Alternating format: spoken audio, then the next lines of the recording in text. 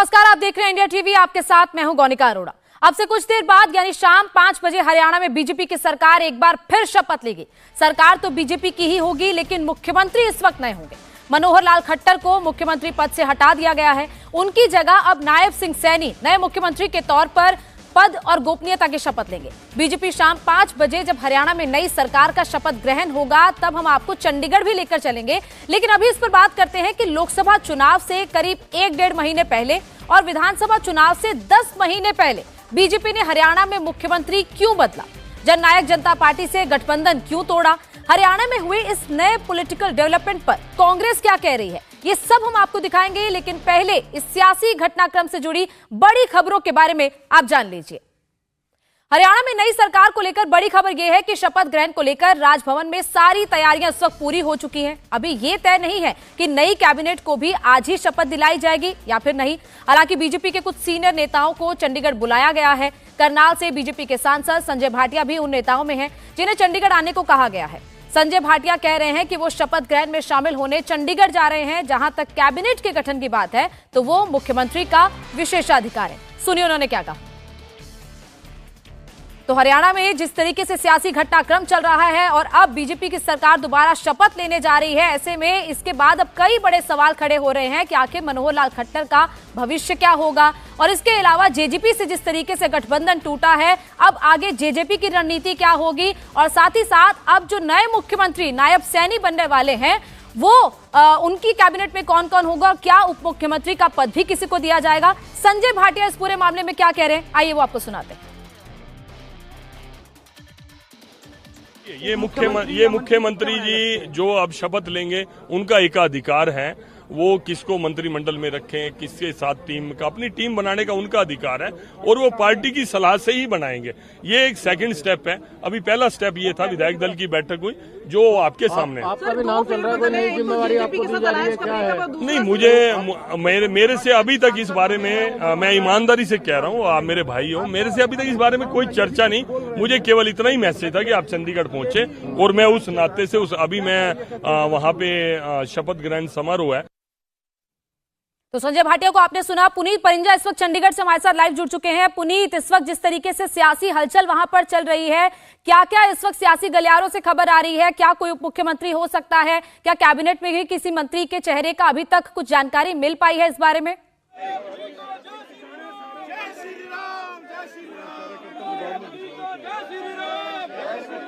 पुनीत, आप सुन पा रहे हैं मुझे? पुनीत से हम दोबारा संपर्क करने की कोशिश करेंगे। लेकिन जिस तरीके से इस वक्त आप देख रहे हैं, राजभवन में तैयारियां भी पूरी हो चुकी हैं और इसके अलावा नायब सैनी के नाम का प्रस्ताव, विधायक दल का नेता उनको चुन लिया गया है। लेकिन आज जैसे सुबह से यह सरप्राइजिंग खबर सामने आई कि मनोहर लाल खट्टर ने इस्तीफा दे दिया है, उसके बाद से ही हरियाणा की राजनीति में हलचल मची हुई है। लगातार कांग्रेस भी सवाल उठा रही है कि इस वक्त बीजेपी एंटी इंकम्बेंसी को भाल चुकी थी और इसके साथ साथ जो 5 साल से लगातार वहां पर नाराजगी चल रही है मुख्यमंत्री को लेकर, उसी को लेकर बीजेपी को अपना मुख्यमंत्री बदलना पड़ा है। पुनीत, इस वक्त वहां पर क्या सियासी हलचल चल रही है, क्या किसी उप मुख्यमंत्री के नाम का भी कुछ पता चल पा रहा है या कैबिनेट में कौन होगा, क्या इसके बारे में कुछ जानकारी मिल पा रही है?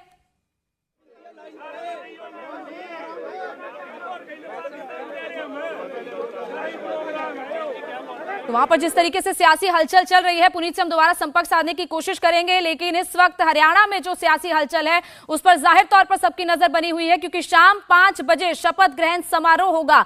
मुख्यमंत्री मनोहर लाल खट्टर हटाए जा चुके हैं और नायब सैनी अब नए मुख्यमंत्री होंगे। लेकिन उनके कैबिनेट में कौन कौन होगा, इसका फैसला कैसे किया जाएगा, और यह भी जानकारी मिल रही है कि इस फैसले के लिए अब वहां पर कई नेताओं को बुलाना शुरू कर दिया गया है। कई केंद्रीय मंत्री वहां पर पहुंच रहे हैं।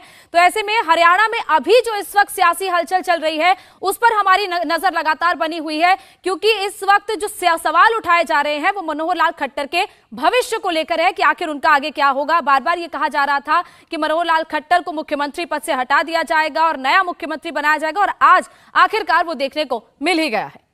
तो पुनीत हमारे साथ वहां से जुड़ेंगे, लेकिन उससे पहले हरियाणा में जो सियासी हलचल है उसमें बीजेपी के नेता ज्यादा खुलकर इस वक्त नहीं बोल रहे हैं। बीजेपी के बड़े नेता तो शपथ ग्रहण के लिए राजभवन में मौजूद हैं।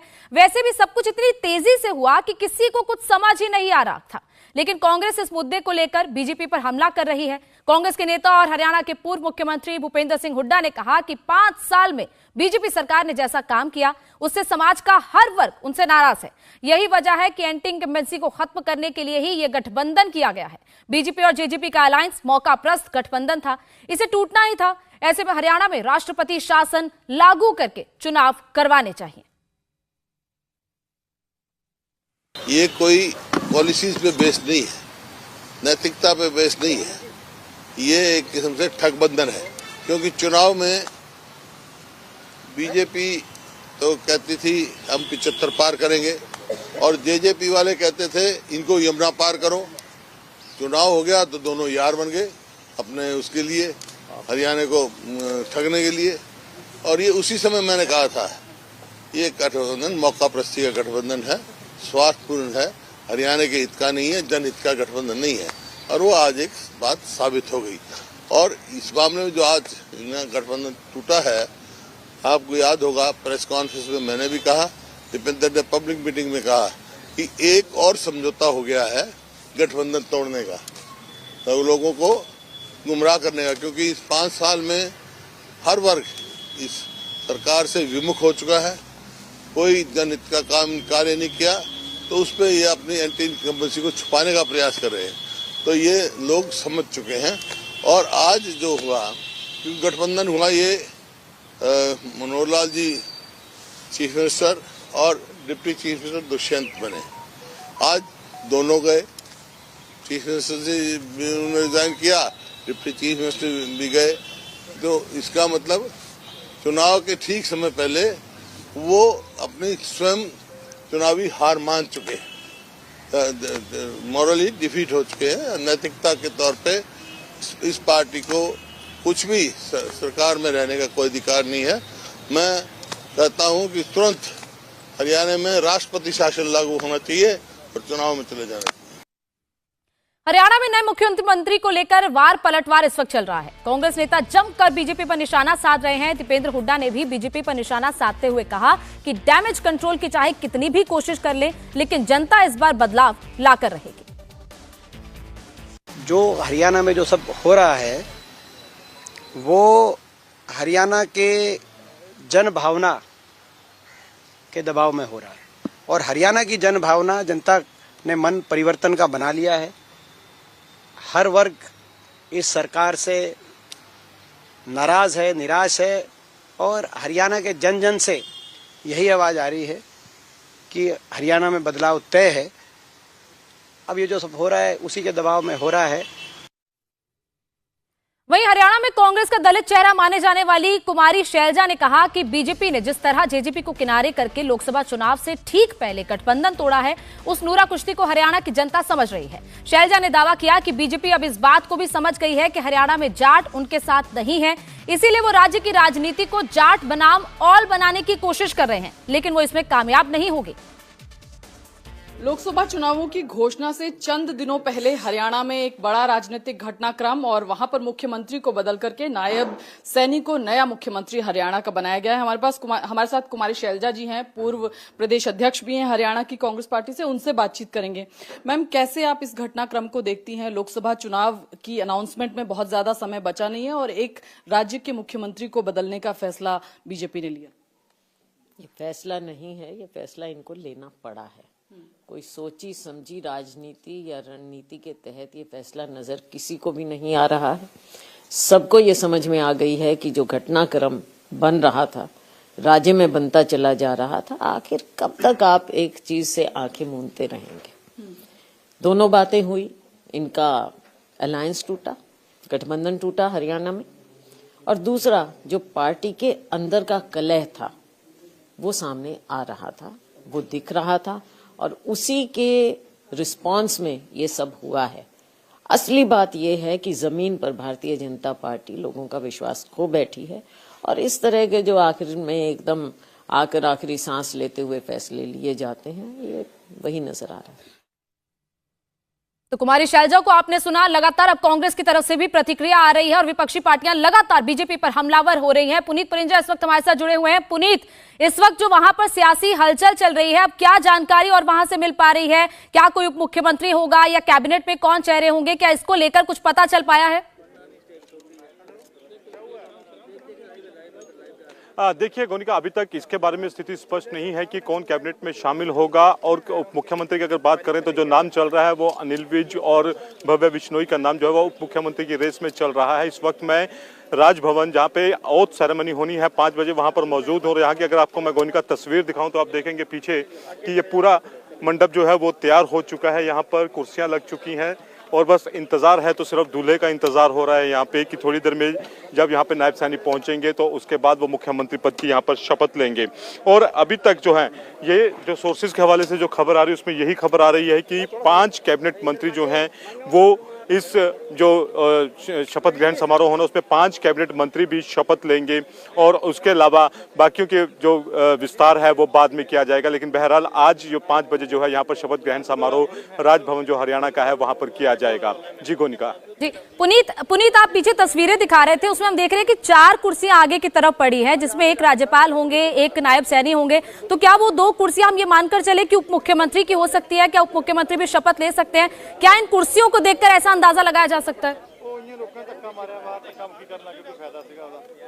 बिल्कुल बिल्कुल, यहाँ पर जैसा कि मैंने बताया कि 2 उप मुख्यमंत्री और 4 कैबिनेट मंत्रियों के इस्तीफे की बात जो है वो सामने आ रही है। और यहाँ पर सामने आप देखें तो यहाँ पर जो कुर्सियां लगी हुई हैं वो इसी ओर इशारा करती हैं कि एक राज्यपाल होंगे, बाकी जो 3 कुर्सियां हैं उसमें मुख्यमंत्री और 2 डिप्टी सीएम जो हैं वो यहाँ पर शपथ ले सकते हैं आज। इस तरह की जो सोर्सेज के हवाले से खबर आ रही है। उसके अलावा 5 कैबिनेट मंत्रियों के नाम की बात जो है वो सामने आई है। हालांकि वो कैबिनेट मंत्री कौन होंगे इस पे अभी जो है स्पष्ट करना मुश्किल होगा, लेकिन इतना है कि 5 कैबिनेट मंत्री जो हैं वो इस शपथ ग्रहण समारोह में शपथ लेंगे। और लगातार जिस तरह से आज सुबह से घटनाक्रम बदल रहा था, उसके बाद अनिल विज भी बीच में नाराज होकर चले गए। तो थोड़ी देर पहले ये खबर आई सोर्सेज के वाले कि कुछ लोग गए हैं अंबाला में अनिल विज को मनाने के लिए, क्योंकि उनके नाम पर चर्चा चल रही है डिप्टी सीएम को लेकर।